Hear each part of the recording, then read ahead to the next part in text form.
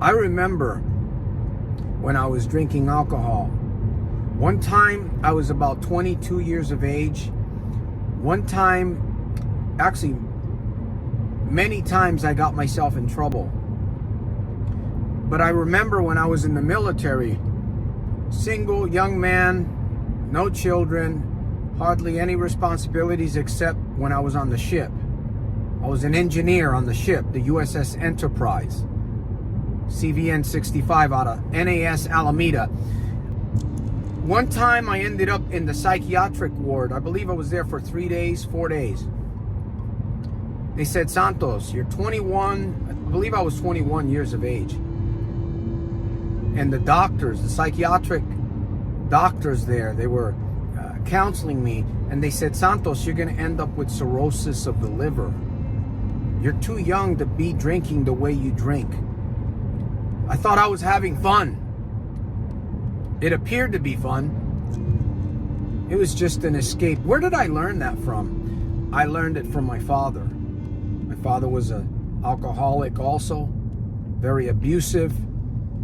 He'd come and go, smack my mom, throw her around, threaten all of us, suicide.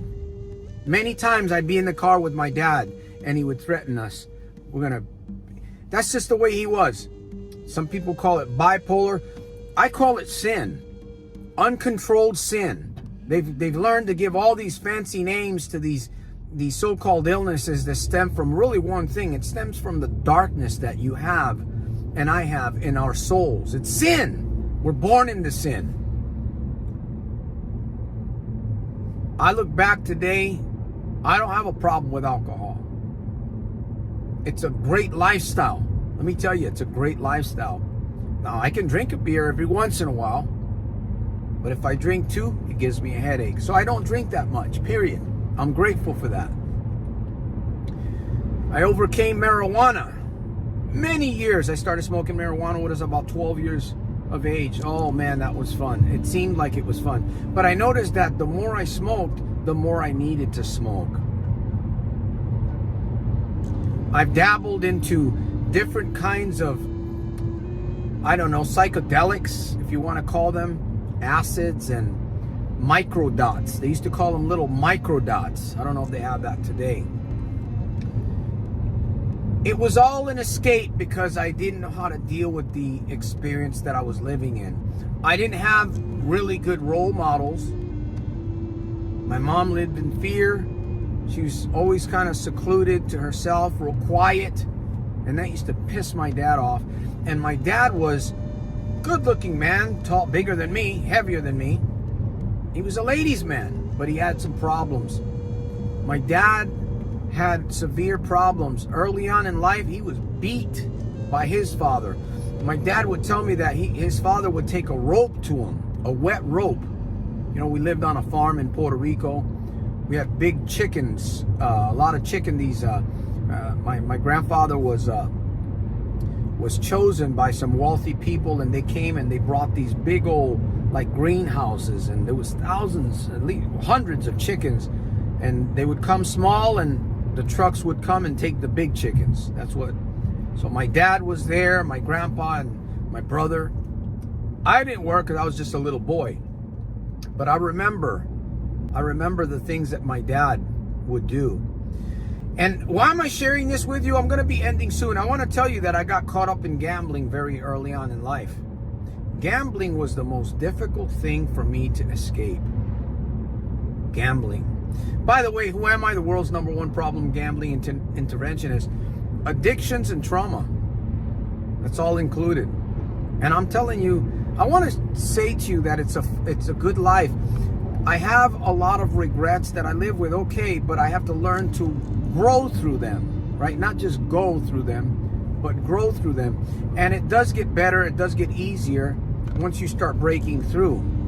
So I know for a fact that all of these things can be faced and overcome. Now today we can do it a lot faster because there's more knowledge, there's more opportunities, technology helps us, and we've got coaches like myself, certified coaches that can help others.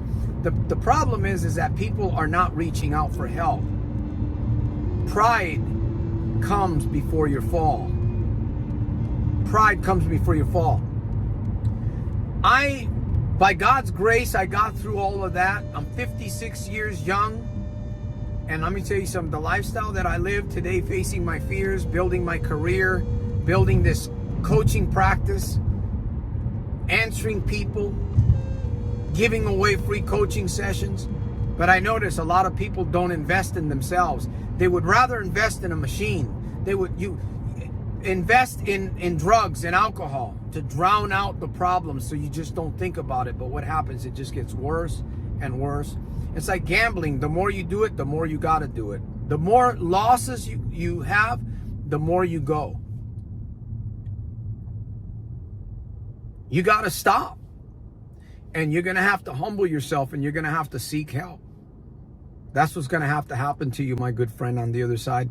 Listen, I offer a 45, 50-minute coaching. I had a coaching session with a young lady the other day. I was truly excited because she messaged me the next day and said, wow, Santos, I've had a mental shift from one coaching session with me. And I knew it was going to I told her it was going to happen. I could tell during our coaching session. Now, I don't know how long I'll be doing free coaching sessions. I don't know. Because one day I may just put a complete stop to it. You have to feel the pressure, and you have to be willing to invest in yourself. You're going to have to take that money that you have, and you're going to have to do something with it. Get into a rehab, get some counselors, get some really strong accountability. Like a wild Mustang needs to be held in a corral and trained. And we're all like wild Mustangs until we're in that corral and we begin the training. Money's not going to be valuable to you when you're down and out, when you're homeless, when you're suicidal. None of those things matter. But use your money as a tool to develop yourself. Think about that. Use your money as a tool to develop yourself.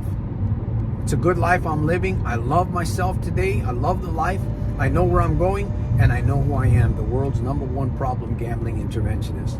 Coach out of Stockton, founder of the Soldiers of Self-Mastery movement, and my mission is to help 1 million souls to be removed from the fire, be it drugs, alcohol, smoking, or gambling. I'm here. Santos Jr., and I'll see you at the top on the inside on my next one. And remember, your good life is going to come out of a good series of good, constant, positive reminders.